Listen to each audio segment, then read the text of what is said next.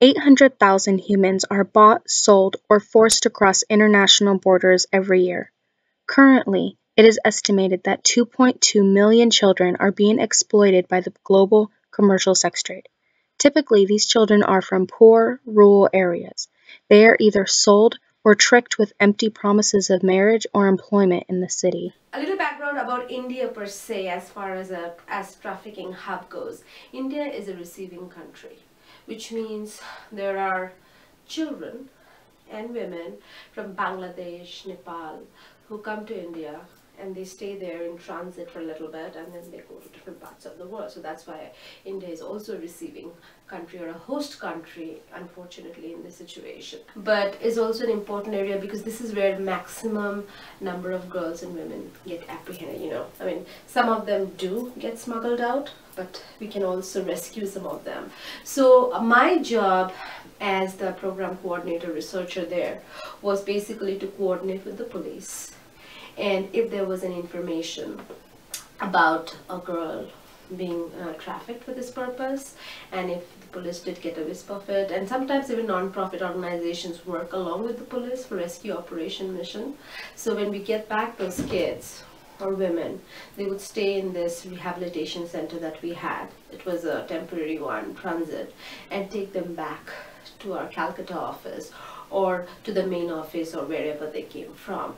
But we also found out how vulnerable young children are, women are, and during the course of my research I worked very closely with red light areas in different parts of Delhi, Jaipur and Agra, and there while talking to the girls, children, women, most of them were trafficked from Bangladesh, Nepal, or different, very remote villages. It's actually, it's not very different in this country too. You know, we have a lot of trafficking for sex purposes. Traffickers also look for vulnerable children, vulnerable families. You know, so this impoverished girls from impoverished background, they become easy. There's also another trend that has started, which is women. You know, even school children are kidnapped. And you know, you can be from any strata of the society. Very few, I would say one or two of such news that, you know, from, you know, fathers are like in high position, you know, basically coming from very good class background and they are forced into prostitution. That was very rare. Maybe it's not so rare anymore. And that is the scary part. And this is another very, very, you know, unfortunate, sad thing. There is a huge demand for younger girls, like 8, 9, 10, pre-puberty. Because, and again, when I say this, it's not only India, even here you have that kind, even in Thailand there is this belief that if you have sex with younger girls, and if you are diseased, like if you have any kind of sexually transmitted disease or anything, you'll be cured. Also, the thing is, you don't have to use condom, right? When you're having sex with girls pre-puberty, then you know, there's no, you know, pregnancy is not an issue. So most of these brothel owners, the madams, they're very particular about you know, that customers use condoms, of course, because if the girls become pregnant, so the customers prefer girls for whom they don't have to use condoms. So yes, younger girls also, it's very easy to tame them, you know, and we're talking about torture, right? When girls first come to a brothel, there is a period of abuse that they endure.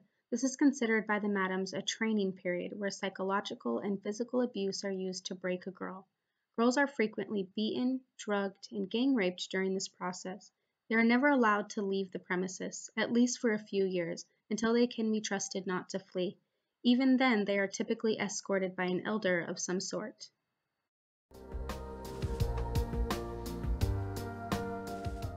In general, human trafficking laws in India in particular, you know, it's dicey. We don't have a law against human trafficking. What we do have a law against is kidnapping. So most human trafficking cases are processed as kidnapping cases, and most often than not, when you get to that, and I have been part of those court cases quite a few times to know this, most often than not, the parents of the children are brought to the court and they're asked, Did you know your girl was going? Because again, these are very poor families. They may have been paid money to get. So they would say, was your daughter kidnapped? The moment the answer is no, the case goes. So, there is a legal problem. There's a problem of the system.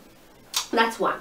The second thing about police being involved directly in trafficking, um, the people who deal with this kind of human trafficking business, it's so lucrative and it's so profitable.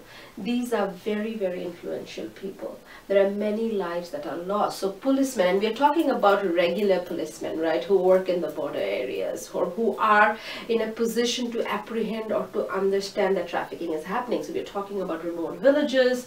We are talking about policemen in India particularly who have very little power to stop this. So I wouldn't say that they are actively participating in the trafficking of it, but sometimes even if they know this is happening, they're not able to do much about it. In my knowledge, whatever I have seen, I have been helped a lot by the police. And some of the areas that I visited in Agra, India, so we went to this village, and the one thing that we noticed, so it was a very small, it was not a village, it was outskirts of Agra. And the moment you enter it, and I had police escort to go there, you do not see women at all. All you see is men. And if you do find, it's girl children below the age of 5. And that was or women who are very old, right, 60 up. So the moment you enter that particular area, you get that eerie feeling, right? All you see is men and little girls and old. Because that group, 5 up till 50, they're into prostitution. That's how the village runs, right? So here, it's kind of a cultural thing to nurture prostitution, to nurture girls into becoming good prostitutes. They're the barriers. They're known as barriers. Now, police, they know about this, right? I was taken there by the police. Since the mid-1980s, no information has been released to the public regarding total number of brothel raids and individual prosecutions for trafficking. A study done by sociologist Jean DeCuna revealed that almost 6 times as many women are arrested for soliciting and indecent exposure than men or women are for trafficking, pimping, and running brothels. I think there is a need for change in legal system. There's a need for change in law. But at the same time, I myself have never found police being integral to this process of trafficking. They know all of it, but sometimes they cannot do anything about it. And it does go to the court of law. Most often than not, the traffickers just, very few of them are punished actually. I trained police personnels. I did 2 or 3 sessions with them when I was working. And I would go, because there is no awareness of it too. How to deal with similar things with rape cases, right? We keep on training police personnel to ask the right question. Please don't ask them what they were wearing. Please don't ask them what they were drinking. That kind of thing. It still happens. Sensitization. There's so little knowledge about it. Even when they do apprehend, even if they can see somebody who's caught in the act of prostituting oneself, but they don't have enough knowledge to think that maybe there is an element of force here. So basically decriminalization of prostitution is what the stance is for now for all those non-profit who are working against this issue of anti-human trafficking. And I absolutely support that. Do not criminalize the prostitutes. Look into the process of what's going on.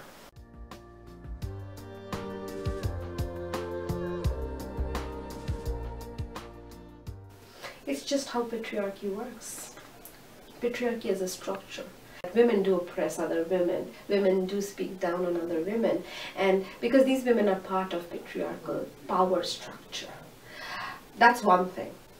This brothel mams, they're called madams, they have been victims themselves. But once you get old, 45 plus, 50, you're done in this business of prostituting yourself. Your body is done.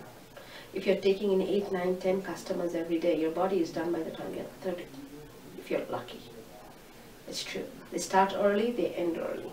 By 25 to 30, either it's diseased, everything, or your body is just done. Customers don't want you. How are you going to survive? Either you have to beg on the street because you don't have benefits, right, for prostituting. No one is going to give you pension. This is their only way of survival. You just take on that as a businessman. You become an entrepreneur. Business. And then that cycle of oppression will continue. And then we have tried to reason with them. But then just to save your kids, you're bringing in 4 more kids. But the other thing is, when women get trapped in this cycle of prostitution, they are made to believe, and that's why it's probably lucrative. If the younger you are, the most vulnerable you are, then you understand less. They are told that we are buying you.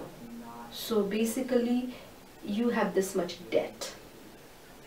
It's a very, very circular logic. It's very twisted. But the pimps or whoever is the owner tell them, this is how much you owe. This is your debt. By prostituting yourself, you'll give this money back to me. It's a bond. Bonded labor, sex slave. Sometimes when the women are done by the age of 30, that debt doesn't go away. It's like a bank. You take a loan from bank and you keep on repaying it back till you're whatever age. So they have to keep on working. If you cannot prostitute yourself, this is how you will do it. You become the manager of the brothel. And then the onus is on you to get 4 girls every 6 months. And these women go back to their villages to get 4 more girls. Last year when I went back home, this woman who works for my sister, she's the nanny for my nephew, right? Her sister got apprehended for trafficking girls. And she was in jail. And she came to me saying, how do we do this? How do we do this? I said, well, your sister is a trafficker. But then everybody got to the bottom of it and the case went on and we found out this is her trajectory. So she was trafficked and the family had no idea about that. They still think that she's married to this man and she works in Delhi. She got trafficked. She worked in brothels for as long as she could. And now she's still not being able to get out of the trap. Because she has 2 daughters. And the pimps have told her, if you don't bring 4 more, your daughters are going in.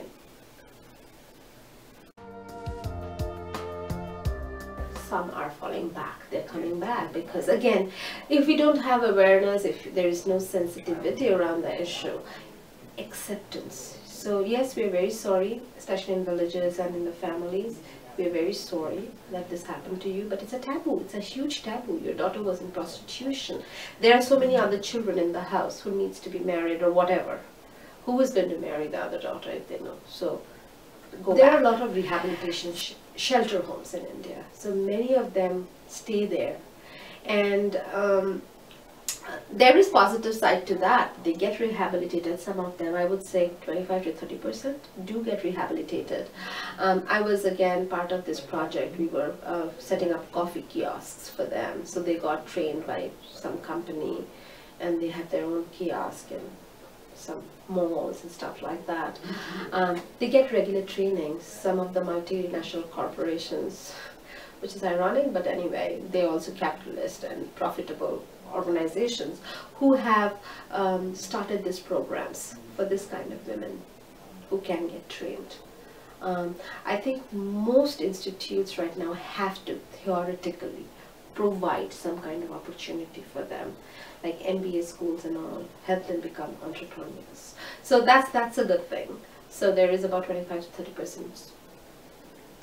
It's an extremely painful, extremely harrowing, I mean, for somebody who's even witnessing it. So, you can imagine that whole thing. It's really, but I'm extremely passionate about it too. So I get, whenever I'm in a marketplace, no matter where I am in the world, I see a child by itself. I do not lose sight of the child unless I see the child has somebody adult. And it's just something in my system. I've missed buses, I've missed trains, I've not missed flight for that. But I've and I'll continue to do that. Awareness. People just need to be more and more aware of what to, become sensitive of the issue, aware of the issue, that this can happen to your next door neighbor. This can happen to anybody. This is not an one-off thing. People who are trafficked, children who are trafficked, who are pushed into this business, it's not their fault. It's not something they wore, something they said, or it's not a matter of choice. That is something I think that needs to be fed into our consciousness, the society's consciousness. You know, it's like spreading awareness from any other issue. You know, I think that's what, and it's not something that I think. I see that being done. You know, most non-profit organizations today are working towards that.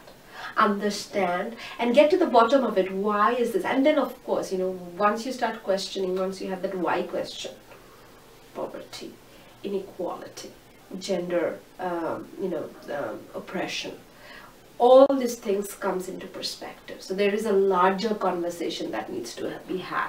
So awareness raising is not only going and telling somebody, do you know trafficking happens? It happens, be aware. No. One has to, so one thing should lead to the other. And we have to be more aware of, just like, you know, we're aware of anytime Macy's has a sale, everybody knows about it. It's that kind of a thing. I mean, if we can channelize our energy into even thinking about these issues, that so when I say awareness, and I'm bringing in Macy's here, is because I want to bring that comparison or make it align to each other in terms of popularity. You know, how important it is. If you need to know about a sale that is going on in Macy's, you also need to know about human trafficking as a legitimate issue.